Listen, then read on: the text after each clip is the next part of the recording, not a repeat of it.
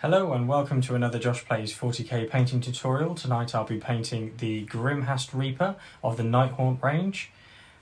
So without further ado, let's get started.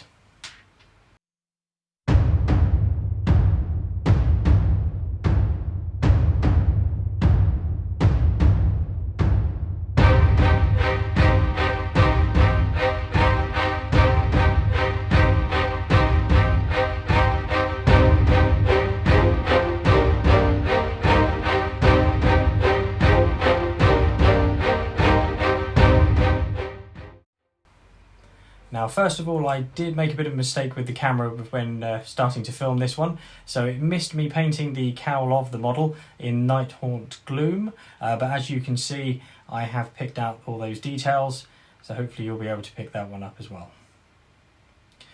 After painting the cowl, I then started by filling in the red details with Mephiston Red. There's the trim that goes around the edge of the cowl and the front of the model. If you take your time and work your way going round the model, it loops all the way around the front and the head. Not all Nighthaunt models have this, but the Grimghast Reapers do in particular. So you won't always have to do this for every single ghost. And don't worry if you get anything on the rest of the white, but do try and take your time so you don't have to then fix the Nighthaunt Gloom afterwards. As it is quite a translucent style of paint, it doesn't cover up the darker colours very well. So you would obviously need to then start again with white as an undercoat first. After that, we are going to base coat the staff in Wildwood paint, which is a contrast paint. Again, try and be as neat as possible, as it is quite a dark paint, especially around the hands, so you don't obviously have to do too much touching up later.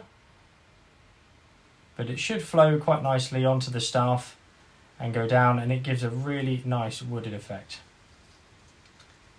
After that's sorted, we can then move on to doing some of the metal parts. Now, a lot of the Nighthaunt models have chains and chainmail and bits and pieces going over them. In this particular case, it's the chainmail, so just pick out all those details. They all vary bit depending on which model you're painting, but obviously take your time, work your way around. In particular for the Grimghast Reapers, they have these metal visors on their skulls. So again, just paint over that in Leadbelcher. And then also not forgetting the top of the scythe.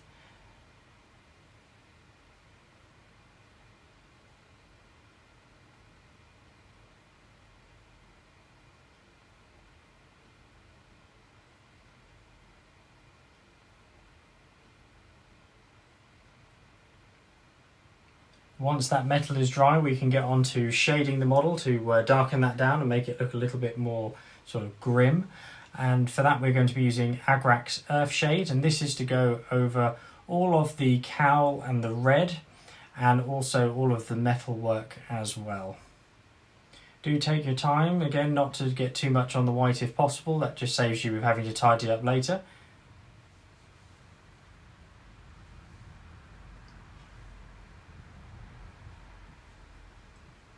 But this will give particularly for the staff, it will give it very much of a worn and tired look, which is obviously what you're looking for the ghosts when they have been around for many ages.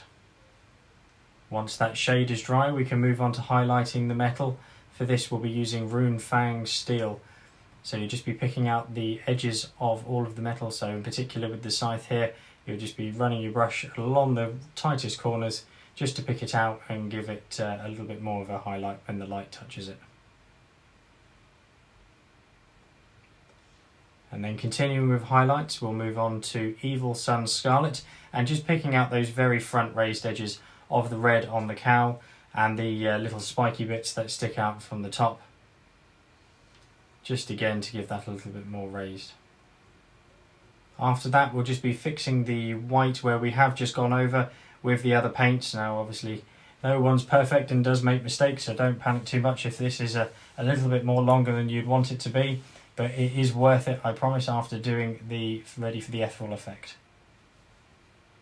Once you're happy with the white being the way it is, you can move on to Skeleton Horde contrast paint, and that is for doing the skull on the front of the model.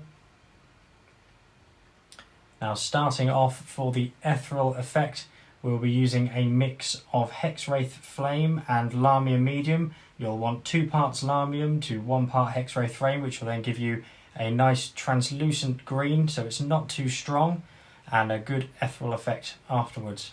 I put this all over the rest of the white, including the arms of the model.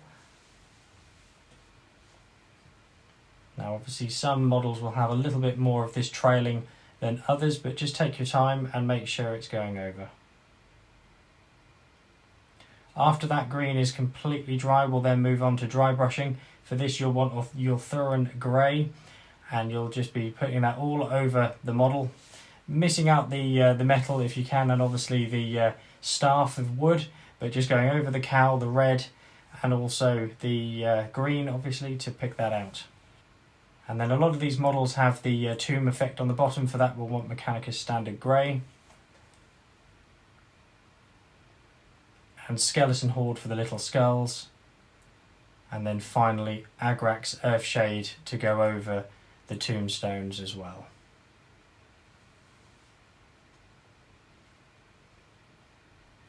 And there we have a finished Grimghast Reaper.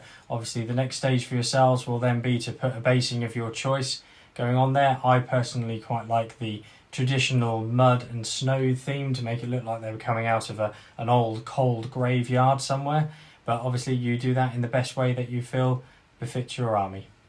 Thank you very much for watching, and as always, if you enjoyed the video, please leave a like and a comment. I'll always come back if you have any questions, or otherwise I'll see you in the next one. Thank you.